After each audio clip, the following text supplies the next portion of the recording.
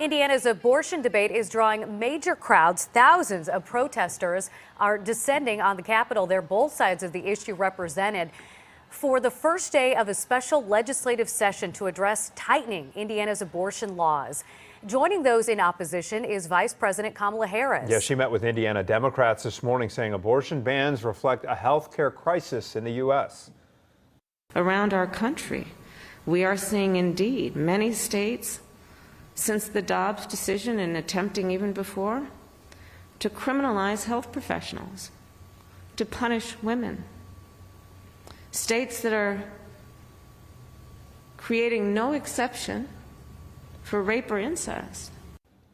Indiana is one of the first Republican-run states to debate tighter abortion laws following the U.S. Supreme Court decision last month overturning Roe v. Wade. Joining us now to discuss Indiana's possible abortion ban is Professor Stephen Caliendo, Professor of Political Science at North Central College. Professor, thanks for being with us.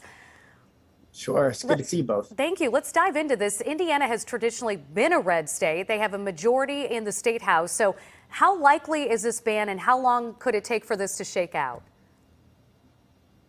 Well, depending on how active the conversation is, it may take a couple of weeks to ultimately shake out. There is a draft bill that was proposed that had some exceptions written in for rape, incest, and some language about saving the life of the mother. But it's a ban on abortion procedure for the most part. And I think it's likely that we'll see something like that come out of Indiana. What's really going to be interesting, of course, is what are the details of that. And that's why I think this may take more than a couple of days to get done. There's just a lot to consider, especially given the way Dobbs was written. Now, in terms of how this draft is written right now, Professor Caliendo, can you kind of give some context into how it compares in its current form to some of the bans that have gone into effect in about a dozen other states? It's not as restrictive as some other states in that it does have some exceptions written in. But I think what's going to be interesting is what are the penalties for violating this? And what are we going to do about transportation? Are they going to try to prevent Indiana citizens, for instance, from traveling to states where the procedure is not banned, nearby Illinois, for instance? What about procedures for abortions that happen through pharmaceuticals that could come in the mail? How are they going to regulate those? So there's a lot of these discussions. And that's why I say, what states that put the bans in place did so before the Dobbs decision. And so they anticipated some of this, but not all of it. This Indiana case is a very different situation because they're writing the legislation now after we've seen the way the court wrote up the Dobbs decision. So we know that the vice president is in Indiana this week. What impact do you think that'll have, if any? It has the impact of creating national attention to what's happening in Indiana, and that changes the context under which the legislation is written and the discussions that are taking place.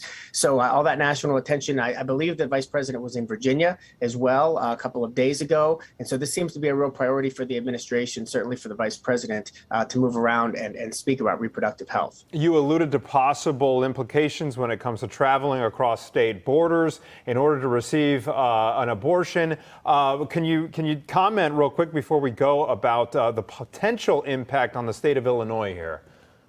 There's no question in that if Illinois remains a place where there's safe and legal abortions, that all up and down the state, there's going to have to be consideration for increased traffic to centers that provide that for neighboring states. And so I'm certain that that's something that the providers in Illinois are bracing for. All right, Professor Stephen Caliendo, thank you again.